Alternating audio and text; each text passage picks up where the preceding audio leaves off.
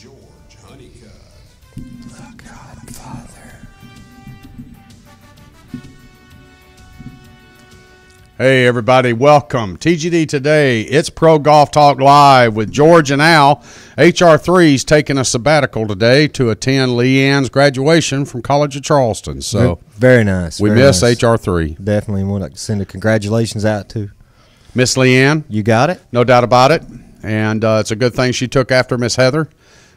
If she'd been taken after HR3, she would still be in school another 8 years from now, and we'd still be talking about her. That's right. So you can't beat it. That's what you get for not showing up. Well, thanks for joining in today, Al. It's good to have you. Thank you. It's great to be here. Got Big D behind the glass, Yes, so the family is here. We're ready to rock and roll. Awesome. Well, Pro Golf Talk Live, you know, as Hugh would say, shoot low, Sheriff. They're riding Shetland ponies. That's right. It's Trevor Fisher Jr. at the Open de España in Barcelona, Spain. The European Tour returns home to Spain. Its originating site. Did you know that, Al? No, sir. They played their first spot. European Tour played their first tournament in Spain when they started. Interesting. So, of course, that was probably out of tribute for Seve and others. So, but they are at the Open de España, a beautiful golf course, actually a newer golf course. The previous course that they played was at the same resort area, but of which I've played the original course, Al, in one of my visits to Barcelona, but I have not played this one. But this one is a lot tougher, it looks like. I'm with you. Right. The other one was, it wasn't that impressive. I just wasn't that impressed. But, again, you're in Barcelona, so my goodness, the surrounding environment was just gorgeous. But, Exactly.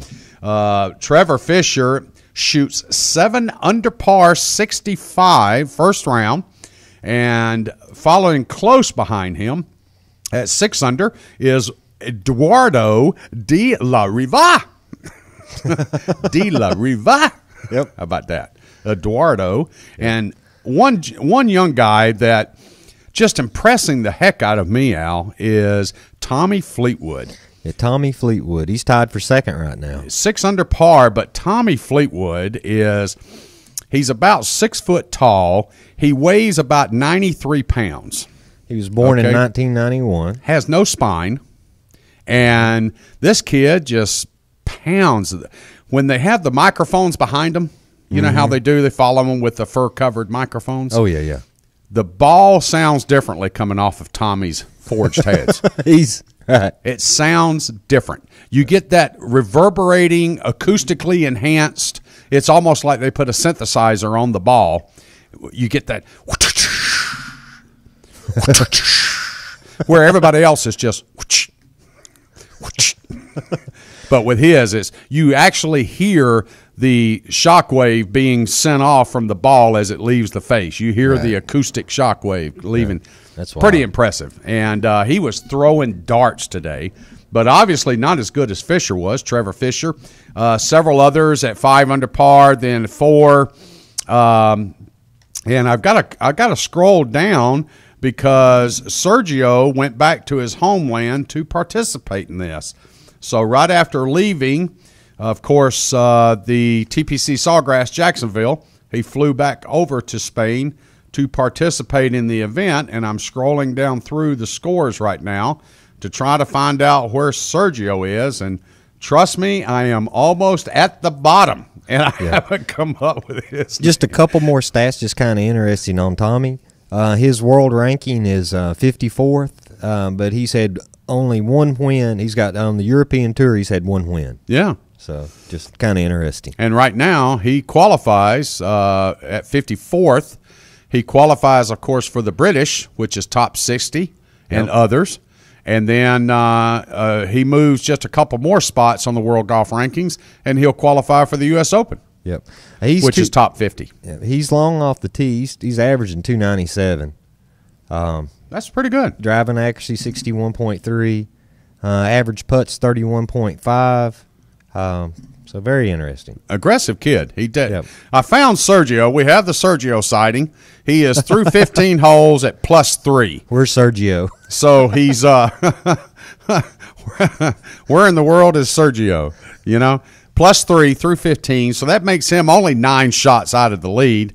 Actually, 10 shots, excuse me, at -7. So I got to get my ciphering, right here. So 10 shots, he can make that up in Sharpen that pencil. a week and a half. He could, give him 4 or 5 solid rounds. He could make that up. So obviously a little tired. Long week last week he had. So again, though, he returns home. Good for him. And we saw this week too Rory McIlroy heading back up to Charlotte and playing there. Of course, Rory, the 2010 champion at the Wells Fargo. And it's good to see him in the field against Mickelson and several others, one of which, of course, is Jim Furyk. Jim, do you ever take a week off? And I tell you, that guy's got 45 years old, folks. He turned 45 last week. Do you ever take a day off, Jim? Please. Tabitha needs the grass cut. Yeah. Okay? You need to trim the hedges. He's such a good friend of Hughes. They tweet and text and get in touch with one another at least once a week, if not more. And the guy he does so much for his charity. He does so much for the community. He does so much for the tour as a player advisor, council member. He's just, my God, the guy's got a steam engine in his chest. Yeah. There's no doubt about it. He's just there every week. I think he would make an absolutely great Ryder Cup captain. Oh, he will.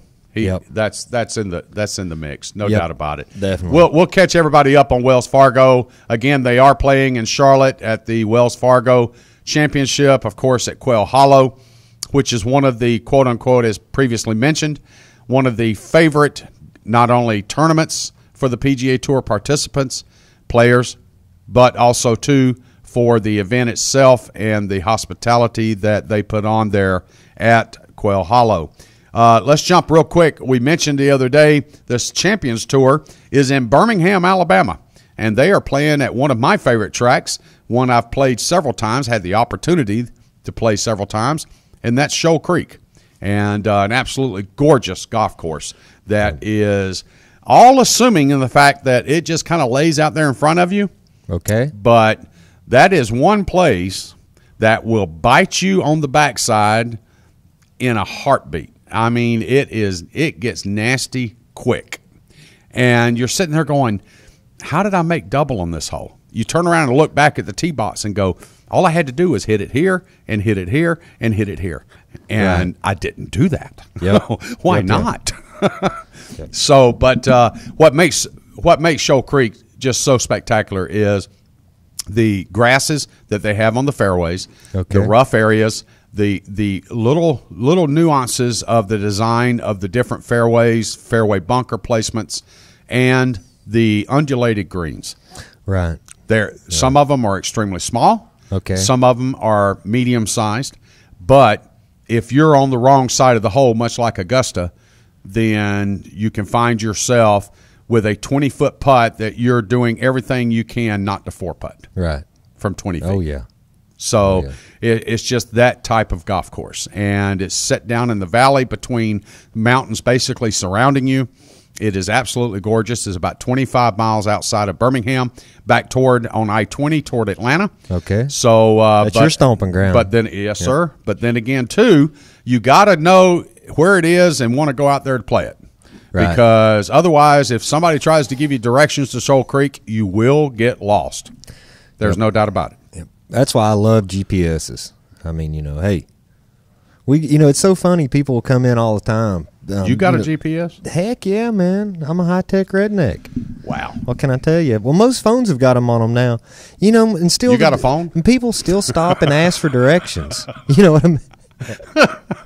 It's like. The thing about it is, though, you go to Shoal Creek, you ain't stopping to ask for directions. There's nobody out there. That's what I'm saying. I mean, I hate asking for directions because if you go in, you never know if the person really is telling you, if they even know where you want to go to begin with, if you explained it to them right. Plus, you're a male. You're not going to stop and ask for directions. Yeah, and it's not good.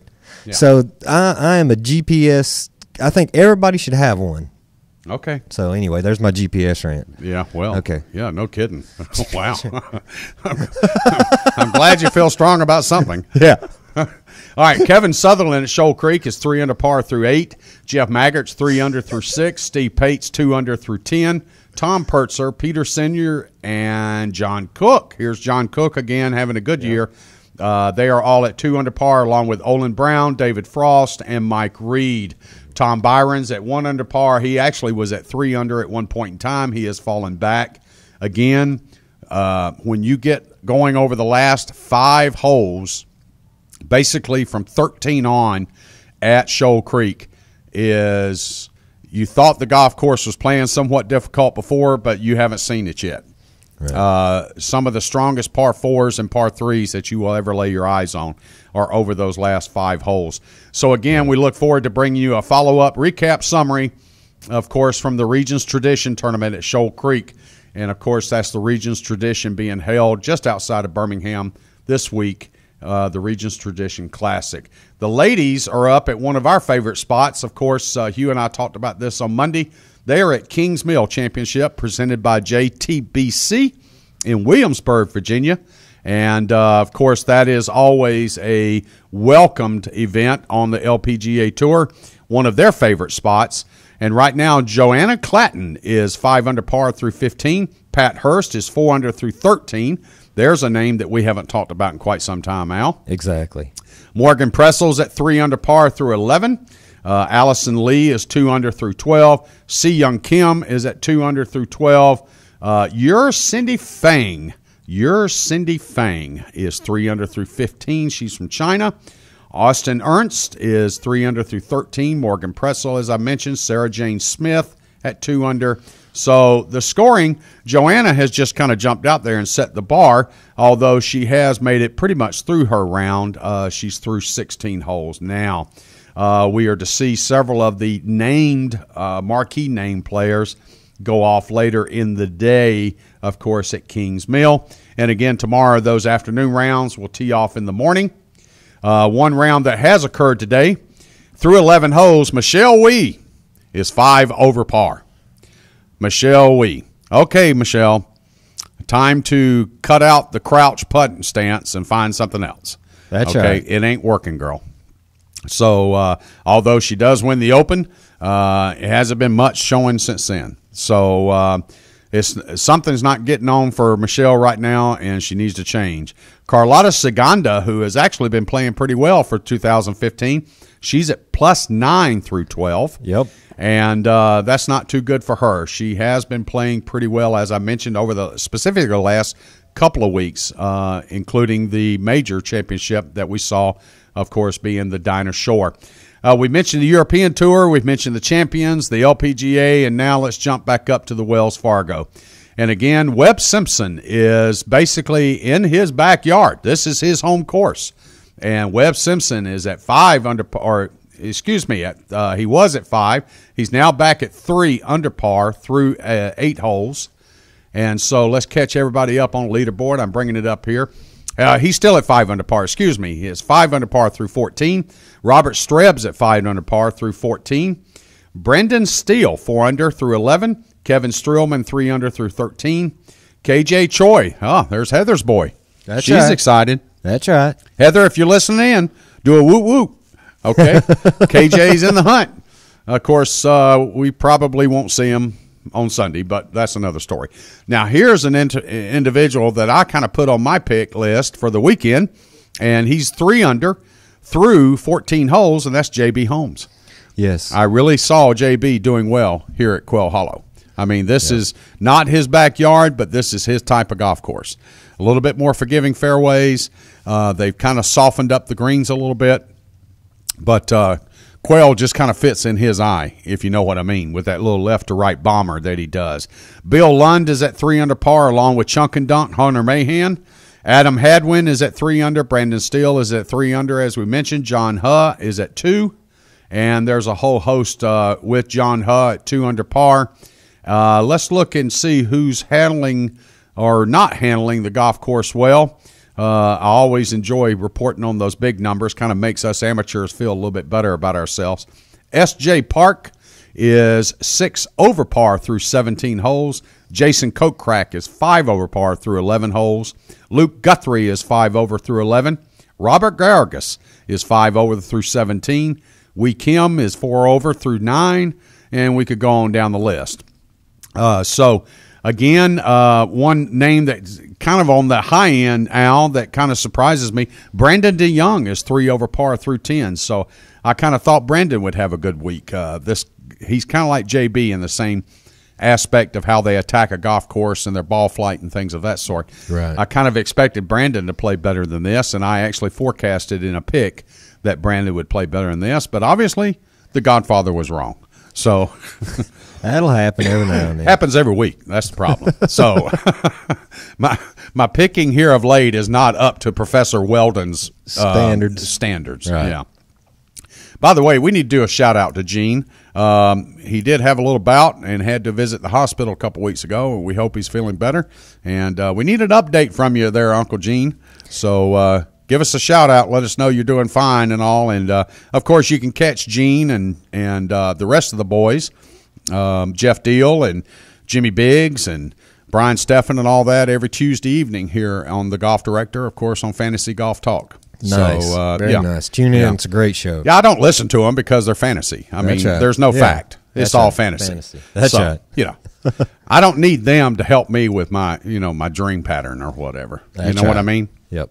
And then just a quick one here on the Swing Thoughts Tour. I like, covering our little local tours. Uh-huh. They had a tournament in at the Lexington Country Club. It was May the 5th, the 4th and the 5th. Wesley Bryant, one of the Bryant brothers, he played really well. Casey Johnson played really well. And the Bryant brothers were on the big break, weren't they? Yes, that's correct. They're trick shot guys. They're really nice. Well, they're serious golfers. Yeah, they're serious golfers. They just golfers. do the trick shots just to entertain themselves. You got it. it. And then Paul Brown played really well, which is a good buddy of mine. Mm-hmm. So it's it was an interesting. Corey Martin. He played fairly well. And we've got several local guys, one of which, Ben out at Barefoot, you know of an individual, too, that is currently participating in U.S. Open qualifiers. Yes. Yeah, I like to send Jason Perry has done really well. He's made it through the first round. I got a good feeling that he's going to make it through the second round. Yeah, Ben is up in Ohio. He is in Cleveland. Playing in a regional, U.S. Open regional qualifier. Nice. So, and he was just playing yesterday, so I apologize I don't have an update, but I will get an update from Ben as soon as he gets back, and we'll notify everybody of that. And our own Adam Levine, as we had everybody tweeting here at TGD, and we're talking about Adam Larkin, of course, our PGA professional from Oat Oaks up in New York State. And Adam left us here after I worked with him for a couple of times. And, of course, Alistair Dyer was working with him a little bit. And Alistair's a great guy. Adam ended up spending the winter with us. And I just saw his parents last week. They stopped by the Barefoot Center. And I want to thank them for doing that. It's always good to see his parents. And but Adam has participated now in 3 sanctioned events at his club and traveled away. And he has a first-place finish and 2 second-place finishes. And congratulations! So our little Adam is playing extremely well. Awesome. So we'll do a shout-out to him and make sure he keeps us advised. And maybe here soon we can get him on the air with us and do a catch-up with young little Mighty Mouse, as I call That's what I was just fixing to say. Or we were talking about Mighty Mouse. That's it. Yeah, I love it. Little Mighty Mouse. Sounds good. I'm actually going up there to play his golf course in September. So the Godfather is visiting New York State in September. Holy mackerel. I'm going up for a wedding and be going over to New Hampshire after I play golf with Adam. And so Bob Newhart land. I'm doing a little traveling. That's there right. You go. You can't beat it. Can man. they handle the redneck Godfather in New Hampshire? I know they couldn't handle this one, so I ain't even trying. In September. The law would be sitting at the state line waiting on me. I got a bad feeling Al, about I'm that going to one. need now. The Godfather just had a birthday. Yes, sir. And I'm going to need some of the Al Cloyd libations specifically for New Hampshire. No problem. I need to share it with the others. Yes, sir. At the wedding. At the last one, yep. I got you hooked up. Okay. No problem. And what we're talking about, folks, is I'm bringing a little apple pie. There you go. Do they have maple syrup flavored libations? I could attempt that, but I'm just more of a traditional apple pie. They probably like the maple syrup Did you flavor. have? Yeah. Did you? I'm not looking to help them. I'm not looking to help them. I don't care what they like. You can't beat it. If you hadn't had some of Dr. Al's apple pie, you ain't lived. You ain't lived. You can't beat it. You haven't lived until you had some apple pie. Can't beat it. That's Al, is that from the mountains? Yes, sir. Oh, yeah, baby. Yes, sir. It's an old family recipe that actually dates back to my great grandfather. It is without a doubt a cut above. No doubt about it. I was really lucky to get the recipe. I didn't get when I was young. I didn't think to get it, and then as time passed, one of his sons was started back with the tradition of shining making pie and so on and so forth. Well, I got the recipe from him, and had been fortunate enough to make a few batches that turned out really, really good. Make a few pies. And and he I'm was trying to clean this up, Al. He was Come on fighting now. he was fighting a battle with cancer, and he lost it. Oh no. Anyway, his name was Danny Cox. Super great guy. He was my uncle, and he was kind of the second generation, and now I'm kind of the third generation. Good. So we're all just baking pies and having fun. And he passed it along. Yes, sir. I love it when you go by Al's house and he's got the pie sitting on the windowsill, airing out a little bit, and you get the aroma as you go by in the buckboard down That's here right. in the Redneck Riviera. Gotta love it. Yeah, baby. Gotta love it. I want to thank everybody for joining us on Pro Golf Talk Live today. We've covered a lot today on TGD Today Radio and TV. So those of you in New Hampshire that are listening in, we love you, but look out, the Godfather's coming. Watch out. He's driving a blue pickup truck. I'll give you that much, but I can't give you the tail. I can't give you the license plate number, nothing That's like that. because there is no That's one. limited, private, but it's a blue Ford F-150. I got to get a And license. he's coming. I got to get a license plate. What is this license plate you speak of? What is that? I got that piece of cardboard back there. What more do you want? There you go. Says moped. TGD Radio and TV are produced and broadcast by the Zeus Radio Network for thegolfdirector.com. When visiting the Golf Director, be sure to check out our featured course pages where you'll find up-to-date information about course conditions, specials, and much, much more. Need help with any golf vacation? Just call Dave. Give us a call, 844-GO-GOLF1. That's right, you're calling the Golf Director at 844-464-6531 and just ask for Dave. All of our TGD programming is archived for listening and viewing on demand. To catch up on any show you may have missed, click on the TGD Radio or the TGD TV tabs in the menu screen at thegolfdirector.com. We're now available on over 1 billion devices at iTunes, Audio Realm, TuneIn, YouTube, Ustream, Roku, Blueberry, and, of course, the Myrtle Beach Golf app. For George Honeycutt, Al Cloyd, and Big D behind the glass, we want to thank you for tuning in with us today on TGD Today, and there's more golf news and information coming immediately next. That's right.